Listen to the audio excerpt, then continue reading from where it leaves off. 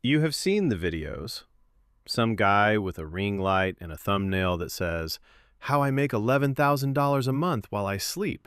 Below it, another one, "Dropshipping side hustle changed my life." Then, "Sell on Etsy, make $3,000 in 30 days."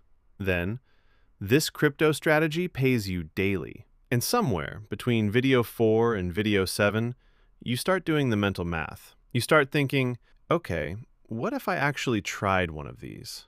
What if I just picked one and committed? Because people are clearly doing it, and you are sitting here at your regular job. And something about that feels wrong, when there is supposedly all this money just waiting to be claimed. So maybe you have already tried one of these things, and it did not go the way the thumbnail suggested.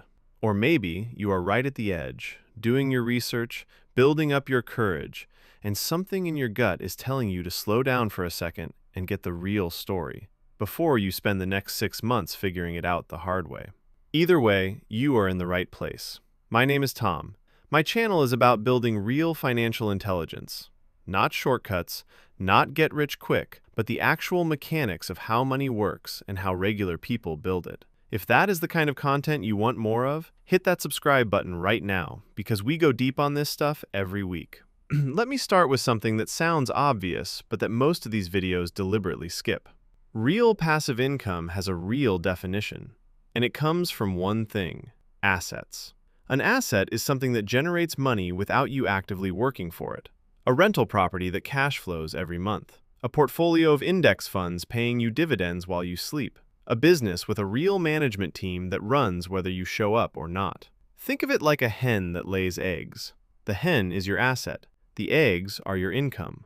The goal is to own as many hens as possible, and the wealthy figured this out a long time ago. That is literally how wealth compounds across generations, not through bigger salaries, but through owning things that keep producing. Here is where the internet made things confusing. The passive income content machine took that concept and applied the label to anything that is not a traditional 9-to-5. Dropshipping, Etsy shops, crypto staking. These are not assets in the classical sense until you reach sufficient income so you can hire other persons to manage your business. Otherwise, the moment you stop working them, the income stops. There is no hen.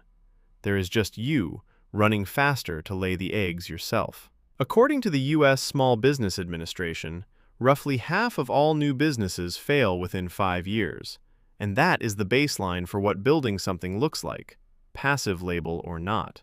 So what I want to do today is walk you through the most popular options one by one, show you the real numbers, and tell you honestly which ones are actually building you an asset and which ones are just a different kind of job. The first point is dropshipping. The pitch is that you build a store, list products from a supplier overseas, run ads, and when someone orders from you, the supplier ships directly to the customer.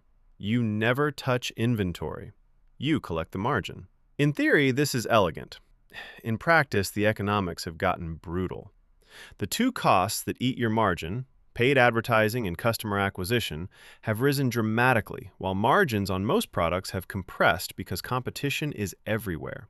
If you find a product that works and scale it, someone else in your niche sees your ads within a week and starts running the same product. Your supplier is often their supplier too, because everyone is pulling from the same Alibaba and CJ dropshipping sources.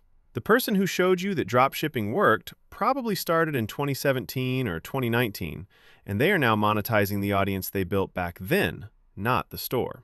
The realistic starting budget to actually test dropshipping properly is somewhere between $500 and $1,500 in ad spend before you know if a product has legs, and most products do not. That said, here's where people do find it. Extremely niche markets that bigger retailers have not touched, or products tied to a specific community or subculture where you understand the customer better than the generic competition does. If you can build genuine brand differentiation on top of the product, you have a real business. That is a different and harder thing than the basic tutorials describe, but it is real and people do it. The key is going in with eyes open about what you are actually funding and how long it will take. Then we talk about Etsy, print on demand, and digital downloads. The pitch is that you design something once, a birthday card, a planner template, a set of wall art prints, list it on Etsy, and every sale after that is essentially free money because the file just gets delivered automatically. This one is closer to what people imagine than dropshipping, but the bottleneck is discovery. There are roughly 8 million active sellers on Etsy right now. The printable and digital download category is one of the most saturated corners of that marketplace. To get found without paid promotion, you need to understand Etsy SEO at a deep level, meaning how to research keywords, structure your titles and tags, and optimize your thumbnails for click-through rates. And even if you do all of that well, Etsy's algorithm increasingly favors shops that run Etsy ads, which means you are paying for visibility on top of the 15 to 20% of revenue Etsy already takes through listing fees, transaction fees, and payment processing. The shops that have cracked this have usually been doing it for years and have 300 or more listings. 1 or 2 listings does not give the algorithm enough to work with. The other thing worth knowing is that AI tools have completely changed the supply side of this market. Because anyone can now generate digital art and templates quickly, the market has flooded with low-quality listings. Etsy actually responded by pruning accounts, with active seller counts dropping from closer to 9 million down to around 8 million as the platform cleaned house. But from your side of the search results, those pages are still wall-to-wall competition. The sellers doing well now are the ones with a genuine design sensibility or a very specific niche that has not been commoditized yet. That can absolutely be you. One woman I know makes a solid $400 to $600 a month selling very specific lesson plan templates for special education teachers. She found a gap, she served a real community, and the listings compound over time. But it took her 8 months of consistent work before it felt like a real income stream. The path exists. It just requires more than a weekend and a Canva account. Amazon FBA, meaning Fulfillment by Amazon. Many YouTubers announce it as the biggest opportunity in your life. You source a physical product, usually from overseas, ship your inventory to Amazon's warehouse, and Amazon handles storage, shipping, and returns. Your job is finding the product, negotiating with suppliers, managing your listing, and handling advertising. The success stories are real, but the capital requirements are real too. A minimum viable first run of a product on Amazon FBA is usually somewhere between $2,000 and $5,000 in inventory, plus the cost of samples, shipping, product photography, and sponsored product ads to get initial velocity. The people making good money on Amazon FBA are treating it like a real business, because it is one. The people who got burned usually underestimated how competitive the platform is and how quickly a successful product attracts competitors who clone it and undercut on price. Here is where the opportunity still exists in 2025.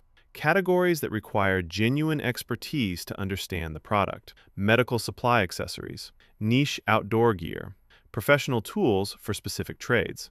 If you actually know something about a category, that knowledge asymmetry is the edge. If you are sourcing randomly, you are in a race to the bottom. The next discussion is related to rent your car on Turo. This one is presented as almost completely passive. You just list your car on the app and the money shows up. The real picture is more like this. Industry data suggests that a typical economy car on Turo nets somewhere between $200 and $500 a month, depending on the market and how often it is booked. And that is after Turo's cut, which runs roughly 20 to 40% depending on your protection plan. Insurance implications are complicated. You need to read your personal auto policy carefully because some insurers do not cover commercial use of your vehicle. You are also absorbing wear and tear, cleaning costs, and the occasional headache of a renter who damages something or no-shows. The people for whom Turo works well typically have a second vehicle they rarely need, live in a market with genuine rental demand like a city or a tourist destination, and have accepted that this is going to require some management. It is not nothing, and it is not passive in the set and forget sense. But it is one of the more grounded, short-term income options on this list because you are monetizing an asset you already own rather than building something from scratch. Then we discuss rental income from property. This is the big one, and I want to spend real time here because this is where the dream and the reality diverge most dramatically, and also where the biggest legitimate opportunity exists for people who do it right. There are basically 2 versions of rental income that average people pursue: short-term rental, meaning Airbnb, and long-term rental, meaning a tenant on a 12-month lease. Short-term rental on Airbnb is appealing because the nightly rate is higher. The problem is that it is more management-intensive, more dependent on location than almost any other business, and the regulatory environment has gotten much tighter. Cities including New York, Los Angeles, and Denver have implemented strict short-term rental restrictions that have killed the economics for a lot of operators. The markets where Airbnb still works really well are markets where tourism is strong and consistent, and where you can differentiate your listing with a genuinely unique property or experience. Long-term rental is the version I have actual experience with. A few years back, I bought a house in a mid-sized university town in the Midwest. Not a sexy market, not a place you would see on a list of hottest real estate investment cities. The house cost $160,000.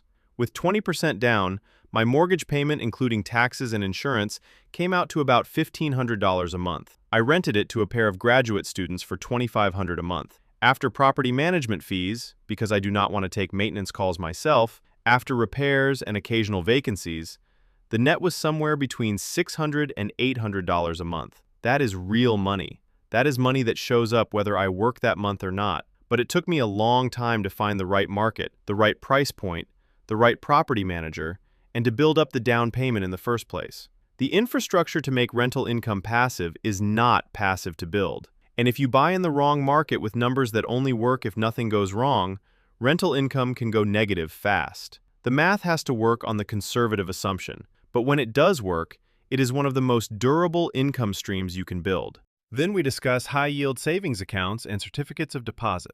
I want to mention these because they are genuinely underused and almost never show up in passive income content. Right now in early 2026, you can park your emergency fund in a high-yield savings account earning somewhere around 4 to 5% annually. Besides saving, we also have option to invest in index funds and dividends. This one actually fits the definition of passive income most cleanly, and it is also the one the YouTube thumbnails spend the least time on because it is the least exciting to sell. You receive those dividends automatically without doing anything. The honest catch is that the S&P 500 dividend yield right now sits at roughly 1.2 to 1.3% annually. So if you have $15,000 in a total market index fund, you are earning somewhere around $180 to $200 a year, not per month, per year. To generate $1,000 in dividends alone, you would need somewhere in the range of $900,000 to $1 million in invested assets.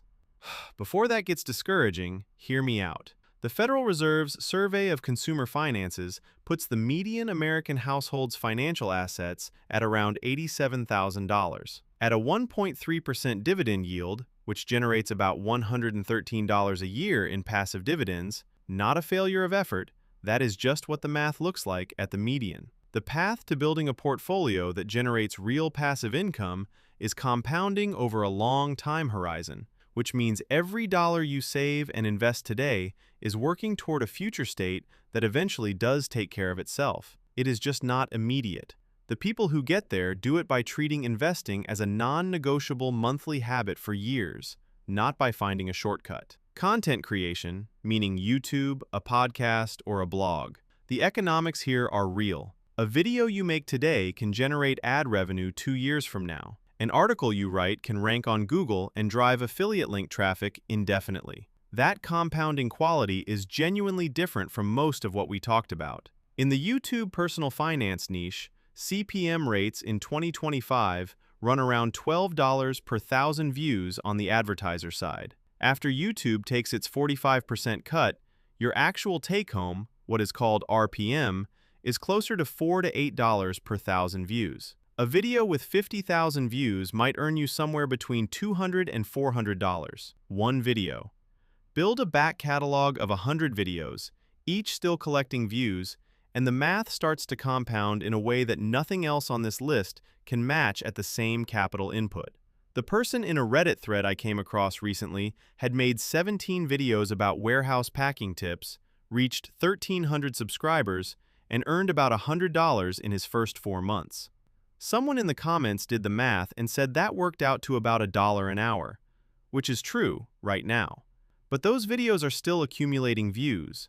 They are evergreen. As the channel grows, the revenue does not scale linearly. It scales exponentially because ad rates improve, sponsorships open up, and each new subscriber starts watching older content. The honest catch is the runway. Most channels take 12 to 24 videos of consistent uploads before hitting YouTube's monetization threshold of 1,000 subscribers and 4,000 watch hours. During that time, you are working and you are not being paid. That is the real cost. Not money, but time and the willingness to keep going when nothing seems to be happening. The people who make it through that period are almost never the ones who chose a topic for the algorithm. They are the people who were going to talk about that thing anyway and decided to turn the camera on. I want to share the framework I actually use to evaluate any income stream before I commit time or money to it, because I think this is more useful than a list of what works and what does not. 3 questions. The first is, does this income compound or does it reset? Meaning, does the effort I put in today make next week easier or does next week start from scratch? Dropshipping and Turo reset. Index fund investing and content creation compound. Rental income is somewhere in between. The second question is, what is the real input cost? Not just the money up front, but the time per week, the ongoing management, the learning curve, and the stress. When you factor all of that in, a lot of things that look passive reveal themselves as part-time jobs with bad margins. The third question is, does this get easier with scale or harder? A good passive income stream gets easier as it grows. More viewers means more ad revenue without proportionally more work. A bigger portfolio pays more dividends without requiring more management.